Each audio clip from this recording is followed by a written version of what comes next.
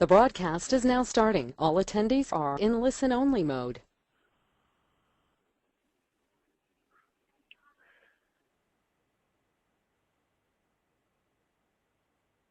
Hey, Augustine with American Rivers. I'd like to welcome you all to our August webinar with the Blue Trails Guide. My name is Faye Augustine, and I'm with the organization American Rivers, and I'm really excited that you all are here to join us. So just a couple of quick things before we get started. If you experience any technical difficulties while you are viewing the webinar, please feel free to go ahead and log back in with your unique web link and passcode that was provided to you when you registered with GoToWebinar. And as always, our webinar is being recorded, and it will be available on the 1st of September, so next Tuesday, for viewing at bluetrailsguide.org/blog. And there is my contact information if you have any additional questions or comments after the webinar. So we would encourage, as always, you to ask any and all questions that you have throughout the webinar. In your GoToWebinar control panel, there is a question box that allows you the space to ask any questions throughout the webinar. And we will leave probably closer to 5 minutes today at the end of the webinar to answer as many questions as we can. And then as always, we will have a full transcript of the questions available in the community forum and on our Blue Trails Guide blog at bluetrailsguide.org/forum. And those will also be available on the 1st of September. So without any ado, I'm really excited to introduce my colleague, Mike Fiebig, who is located in our Bozeman, Montana office. He's the Associate Director of the Northern Rockies, and he is going to give us a little bit more information today about recreation and conservation and making the link. So without further ado, Mike, I'll go ahead and pass it on to you. Great. Thank you, Faye, and welcome everyone. I'm really happy to be here. And I'm going to talk today about our main conservation campaign that we work on in Montana, which has Wild and Scenic as its centerpiece. I wish I could tell you about a Blue Trails project here, but we're still in the process of getting one up and running. But we interface with a lot of recreationists in our Wild and Scenic work, and I'm going to tell that story. When Faye first asked me to do this, she was very interested in some of the research that we've done up here, linking recreation and conservation. So that will figure prominently in this presentation, as will a bunch of Wild and Scenic nuts and bolts and some of the strategies that we've used. Bear with me. Faye, I'm not able to change the, there we go. All right. So our coalition is called Montanans for Healthy Rivers, and we found that creating a broad-based coalition with a central steering committee of allies, both in the conservation and recreation world, has been really key to getting our message out and linking in with folks on the ground. This is a screenshot of our website, and we have a central steering committee of American Rivers, American Whitewater, Pacific Rivers Council, Greater Yellowstone Coalition, and Backcountry Hunters and Anglers. Some other folks have rotated in and out of the steering committee role, including Trout Unlimited, Clark Fork Coalition, and others. But then part of the larger coalition, if when we're done with the webinar you want to check it out, is a great broad base of landowners, recreationists, river-dependent businesses, other conservation orgs, and community leaders. You have to excuse me, there's a bit of a lag with changing the screen. So starting out a project, whether it's a Blue Trails or a campaign to get more wild and scenic designations, like we are here in Montana, it was helpful for us to list a series of values that our coalition agrees to. And for instance, here we're focusing on headwater streams, you know, the last free-flowing bastion of high altitude, cool, clean, abundant water in the Northern Rockies. We're focusing on how it impacts Montana's economy and way of life, so that legacy piece, and then a little bit about threats too, whether that's new dams, mining, dwindling water supplies for both recreationists and agriculture producers. So that messaging and getting that value statement down early on has been really important to us. So our major goals, and you'll learn more about this through the webinar, even though it's not the focus of the webinar, are threefold: securing new sources of funding for private lands river conservation, working with land managers, public land managers, for river protection on public lands rivers, primarily through wild and scenic eligibility and resource management plan revision. And then the piece that we're going to talk about a little more as a case study is working with communities on new wild and scenic designations on federal public lands. So in general, we've got our coalition inception. We'll talk a bit about how we develop the lay of the land, our messaging framework, and then the things that have worked well to engage recreationists in our project through education, developing a proposal, and then gaining support, which is the phase we're in now. We have one bill introduced for East Rosebud Creek, a new wild and scenic designation, and we're working on a number of others. So you're seeing this in process.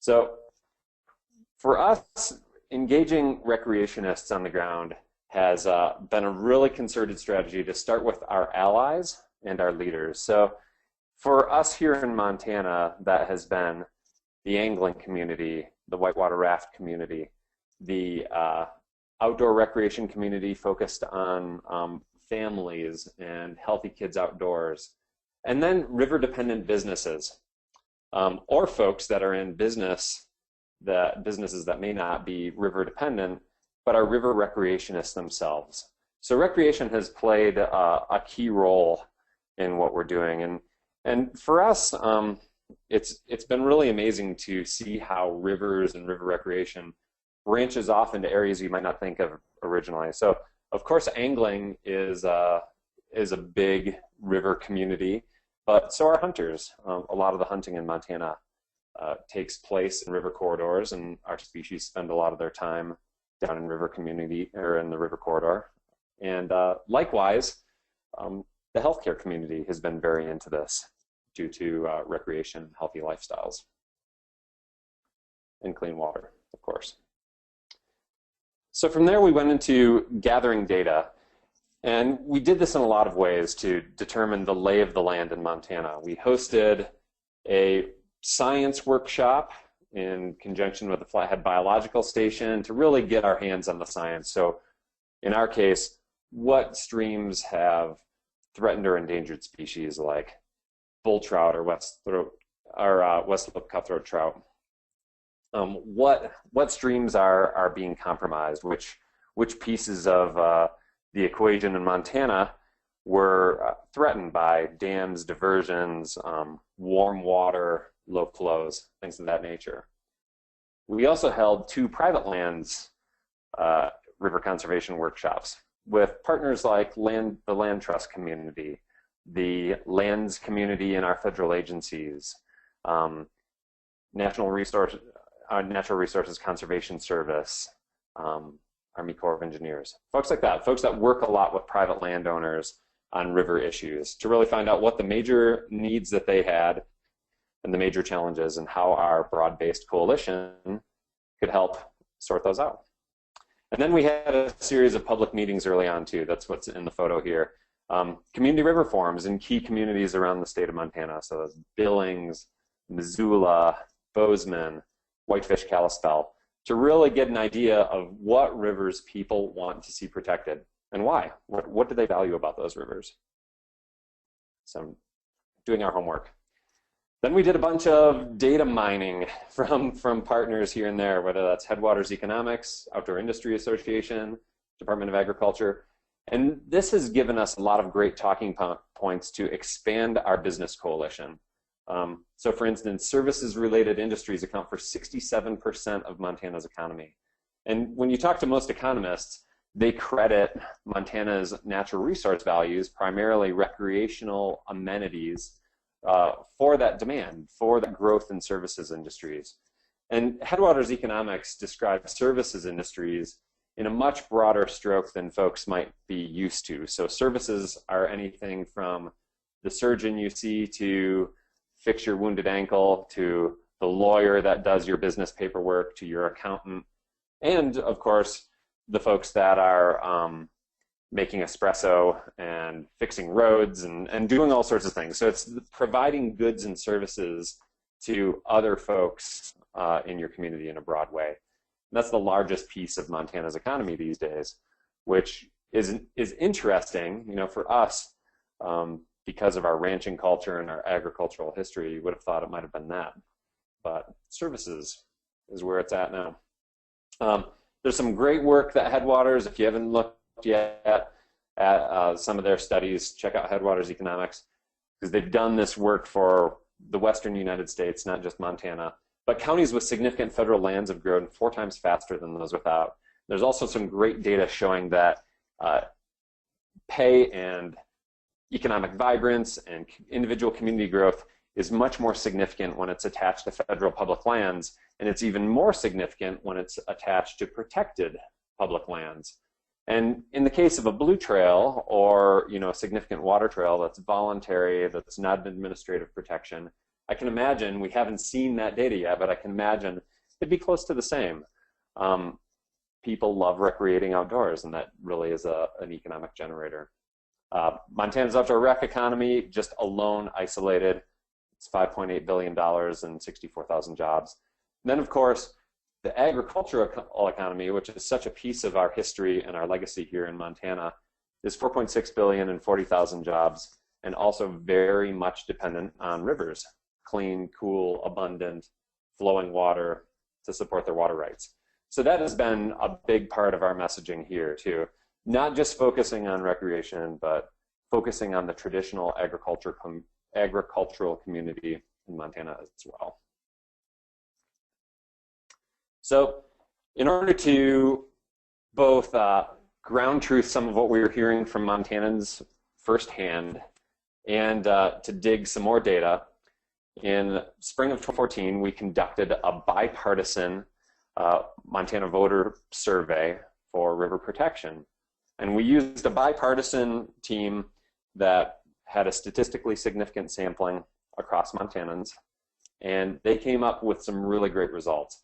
I don't have all of the slides here for you to see today, but I have a lot of them, and we released the whole survey. So for those of you who have done polling before, a lot of times you get answers to questions that you don't really want those answers. And we didn't have that in this. It was overwhelmingly supportive, and not surprisingly, Montanans really love their rivers. Let's see if I can get this to change slides.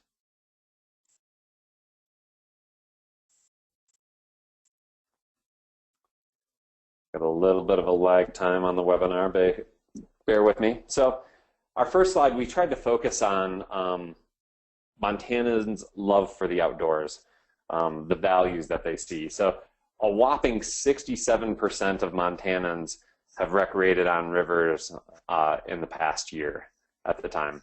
That's amazing, and we'd hope that that would be the case in every state, but I'd imagine it's not. I think we're skewed a little more toward recreation up here in Montana. So we knew from right off the bat that recreationists were going to be a big part of what we were trying to do, whether people self-identified as recreationists or whether they just recreated on rivers, and then we'd weave in that eventually that they were river recreationists. So, and this is just a wonderful statistic. 85% of Montanans see rivers as highly important to Montana's economy and way of life. Overwhelming. Again, it's that legacy piece of keeping Montana like it is. People want to see a vibrant economy and way of life, and folks already think that that's happening in a way that's tied to their rivers. And I imagine that'd be the same for a lot of states that have high river recreational values. This was a great fact too, that the perceived importance of rivers cut across ideological lines within the electorate. So self-identified liberals, self-identified moderates, self-identified conservatives still had very close measures of the importance of rivers by ideology. So conservatives were 78%, liberals 95%, so pretty amazing. Cut across partisan lines as well, self-identified strong Democrats, strong Republicans, independents, Democrats, Republicans, again, all felt very strongly about rivers and their importance. And then gender and age differences were minimal too. Sure, younger female voters were most enthusiastic about rivers, but even still, if you look at these breakouts, it's pretty even in the grander scheme of things. Not surprising for those of us that work in the river world, but still very heartening. We were seeing this data and thinking, all right, we can make this happen. We can seek new wild and scenic designations. We can engage recreationists and folks on the ground.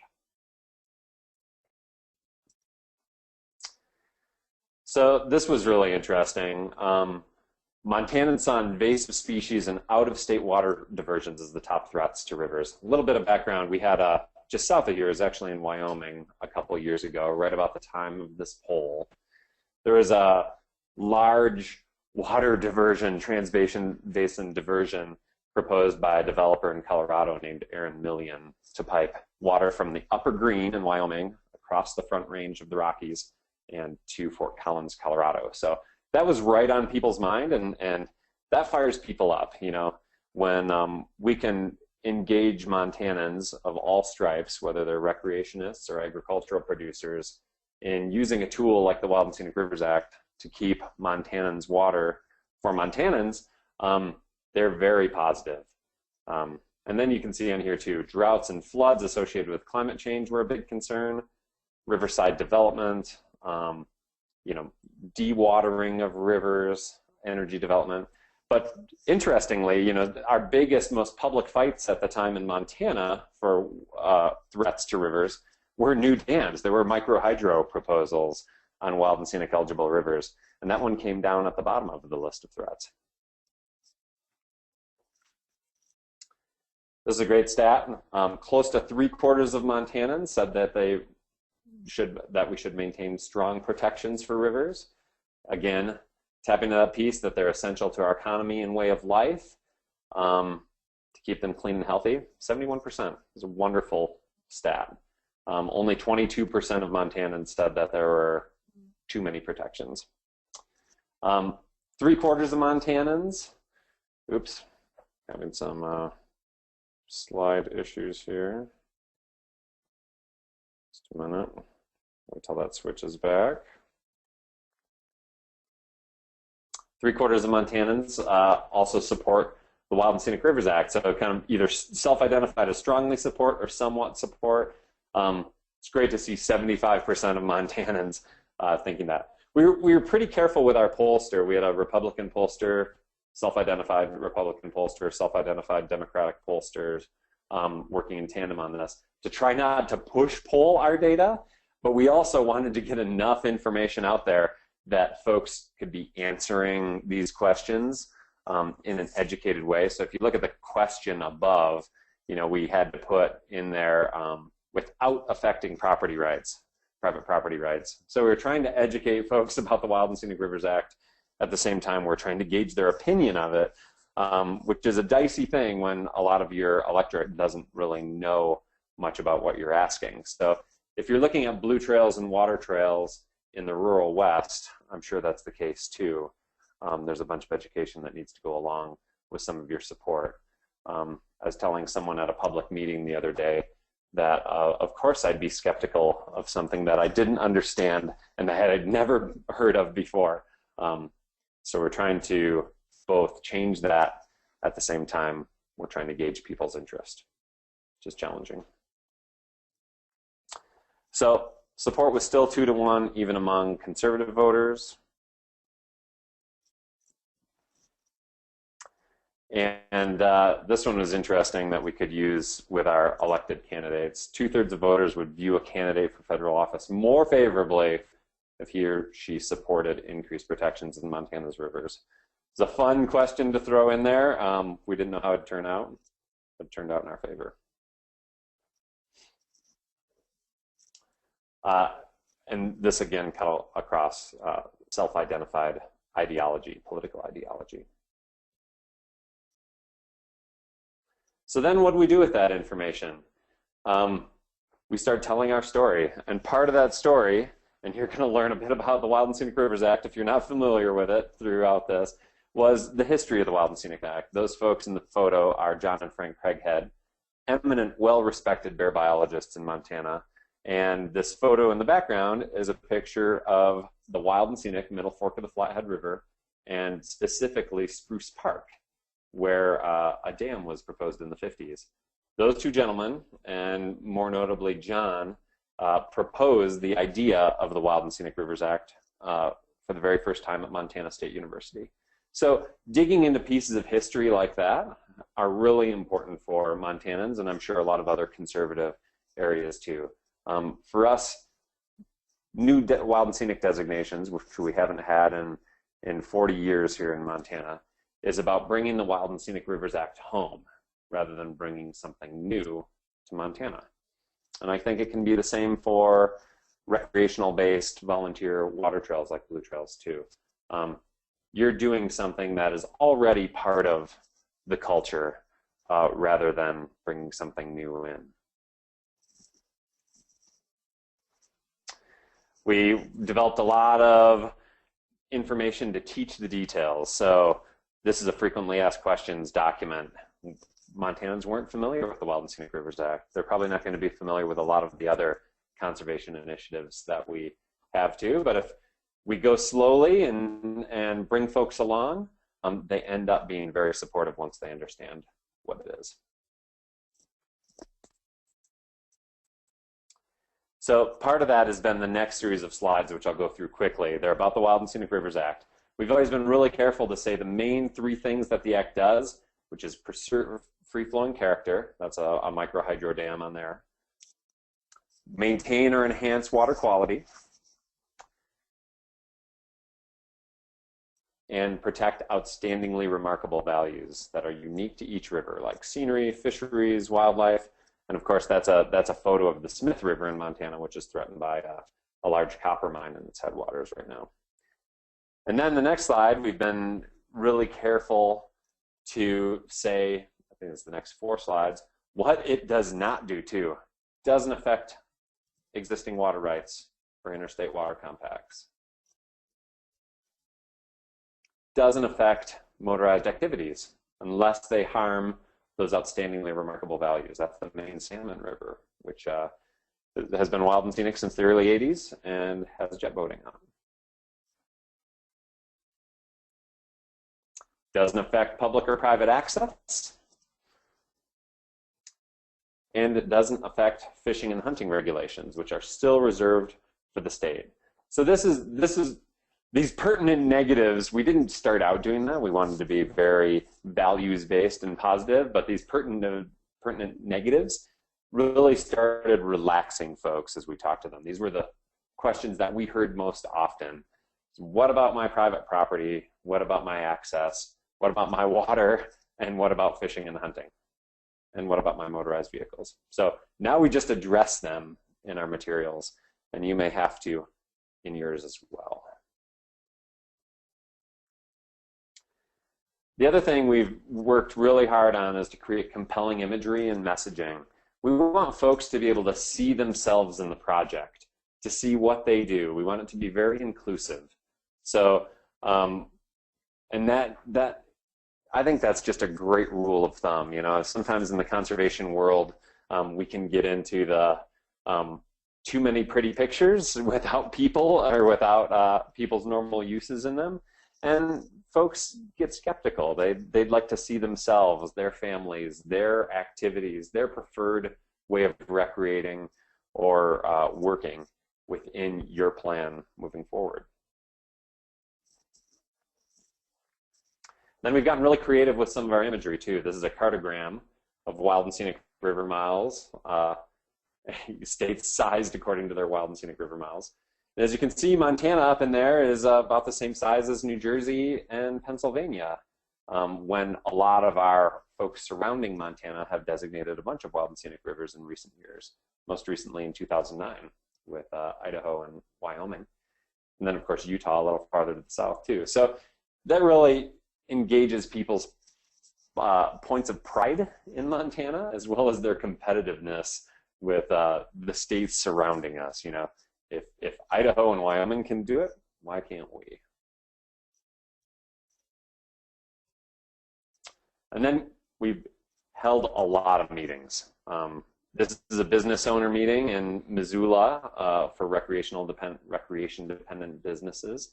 But we've held dozens and dozens and dozens of these, whether they're business roundtables, landowner meetings, concerned citizens meetings, watershed groups, recreation groups, agricultural producers, sitting down, going over a brief presentation, drinking a bunch of coffee and eating some cookies together in a non-threatening atmosphere. You'll notice that this isn't, you know, a Robert's Rules public hearing. This is folks sitting in a circle, chatting in a small group where people can really air their concerns. Whereas in large groups, we found that, you know, if folks get scared, they either don't ask questions about what they're afraid of, or they get swayed by other vocal folks. Then we have a very inclusive proposal we've been putting together for a while, and we're very careful to modify it according to the feedback we get from folks. Again, that's an inclusivity. And this piece too, you know, it's meeting people where they are. I think that's the key. And we've always had the idea of, we want to hear from you. And we could put insert your river here. We could also say delete your river here. We've told folks overall that we don't want to be pushing for anything that communities don't want to do. And that's been a consistent message. I just can't emphasize enough to meet people where they are. And sometimes that's meeting them where some of their fears and concerns are too. And then getting out. You know, the great thing about rivers and taking people out on rivers to talk about this stuff is that they sell themselves. Crazy concept, talking about rivers on rivers.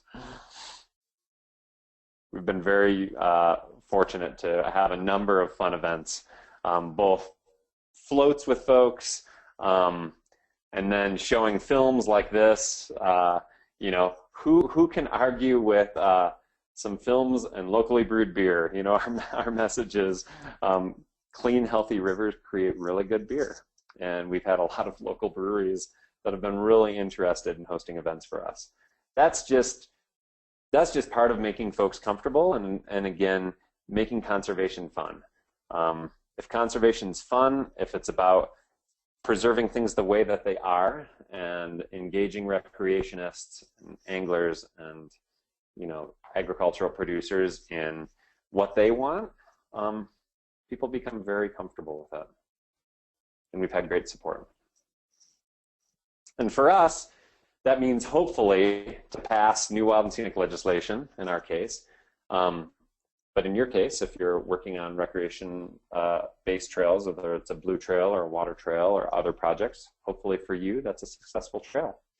And now I'll turn it back to Faye, and we can go over any questions and answers and discussions. Or else you can see my email on there too.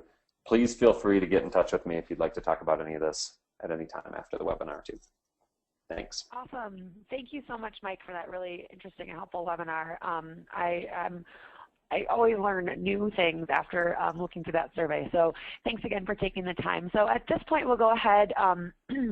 It's almost to 11:30, so we've got time for one, maybe two questions. So if you've got a question, please feel free to go ahead and answer it. But I'll get started with one that we've got. That's one of the ones we've got in there right now. So the first one that we've got kind of goes back to talking a little bit more about recreation and landowners, and what have been some of the biggest challenges or discussion points that you've had when talking about recreation with conservative private landowners?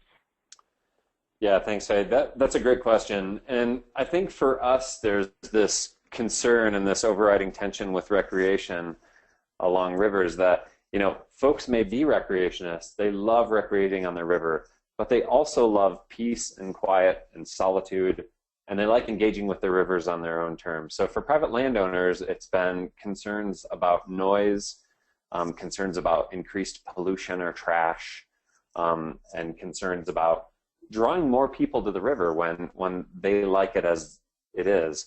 Our response to that has been to work with landowners and say, well, hey, our suite of initiatives is a great chance to get a bunch of education out there. For a lot of these rivers, it's not like we really think we'd be drawing a ton of new people. The cat's out of the bag. Folks recreate on these rivers already, and while we'd be providing some more amenities, increased access points, cleaner access points, we also have been messaging our landowners that, hey, we want to show folks on a map what's private property, what's not, what are our, best practice activities for recreating on a river and what are not. And right now we don't have good ways of doing that, but whether it's a wild and scenic designation or a blue trail, that gives you an entree point for that education and messaging of recreational users. Awesome.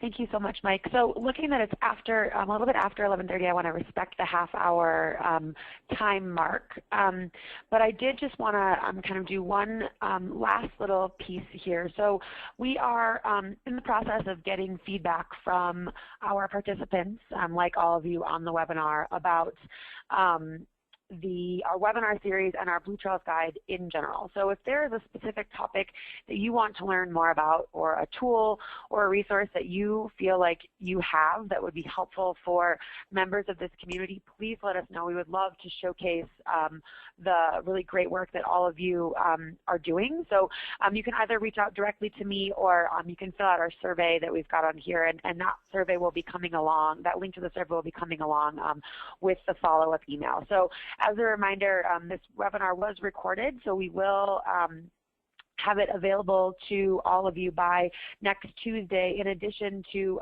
answers to all of the questions that we were also not able to get to. So thank you guys for your time, as always, for your participation, and a big thanks to Mike for taking the time to walk us through the really great survey and the awesome progress that you guys have made up in Montana. So thanks to you all. We look forward to seeing you back in September for our webinar on the 3rd Tuesday of that month. So stay tuned to the Blue Trails Guide website for more information about that. And we will talk to you all soon. Have a great rest of your day, guys. Great. Thanks, everyone.